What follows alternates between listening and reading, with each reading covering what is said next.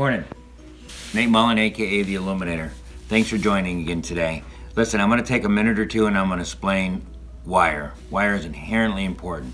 So one of the things that we always got to make sure that we understand is what's the weak link in our lighting system. So we might go on and buy lifetime guaranteed product and maybe everything's perfect, our insulation's good, then we cheapen out on the wire. Now a couple things that happen when we cheapen out on the wire. One, normal points of distribution only carry the cheapest wire that they can buy because they view it as a commodity. Wire is not a commodity. Wire is inherently the veins, the lifeblood of your system. Now most manufacturers give you inexpensive wire too, which is really a problem. Now what happens is over the years, and you can probably go to any homeowner, any job site that had lighting in it that's maybe 5, 6, 7 years old, and you're gonna notice that the wire has become extremely brittle. Now this is brand new wire that I just bought yesterday off of a fixture, right? And you can see how stiff it is. It's holding itself up, right? So the problem with wire that holds itself up, right, is it's not flexible. You can see the wire that I buy, I can't even get it to hold itself up. Now there's a couple reasons why. Is inexpensive wire, they don't use the best grade copper, which has nothing to do with it being stiff. They use reground plastic. So it's inherently stiff like this. I use 100% virgin plastic, so it's very limp, very flexible, right, and doesn't ever get stiff. So you'll notice that in the ground, not only coming out of the box, out of the fixture, out of the spool, wire is very stiff, okay?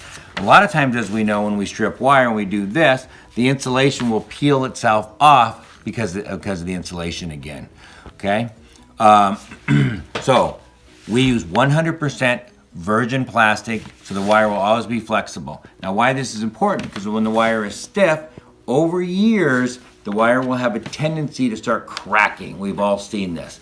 And when wire cracks, it exposes the copper, which then introduces moisture, which then leads to corrosion and wicking. We've all stripped wire on a job site that's been in a few years, and the wire is tarnished and black.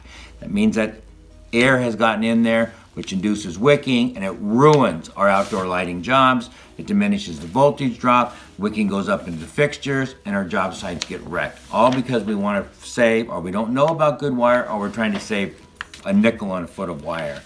So all of our wire supplied by Lifetime Lighting Systems is again 100% virgin flexible, and we use 99.9% pure copper. Now the other thing you're going to notice is polarity has always been important. I give you a dark brown and a tan. So polarity is never an issue anymore, which you can never read the writing or the rib side anymore. And a lot of the wire doesn't even have any markings on it. This wire has 0 markings on it, so you can't even tell which is to keep the polarity straight, which I don't know how they even get around this, because by National Electrical Code, you have to mark the wire. The other thing you're gonna notice is these are all 18.2. So this 18.2 is smaller than this 18.2, and both these 18.2s, my wire looks like 14.2 compared to their 18.2. So our wire has a way greater magnitude of insulation around it versus these. And that obviously helps with shovels and missed strippings and doing things like that. So I just wanted to take a minute and I wanted to show you the quality of the wire that we do. All right? Now, the one other thing I want to point out, just as a little tip, is how to strip wire, okay? So one of the things that you always want to do is, even though this is 18.2, you always want to go up a size or 2. So you always want to sit there and turn the stripper sideways, go down. Now I'm not going into the copper, and you want to rotate up. And you heard that snap I hope. And now I never ever get into, hear that snap?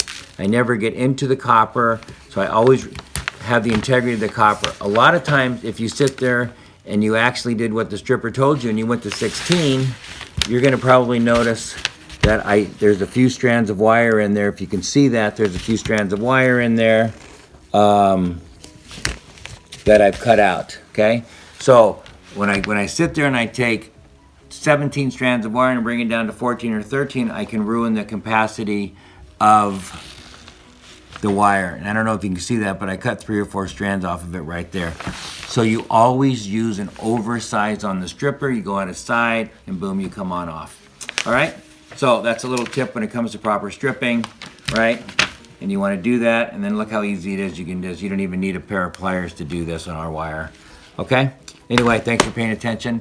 Remember, lifetimelightingsystems.com. See you in the next video.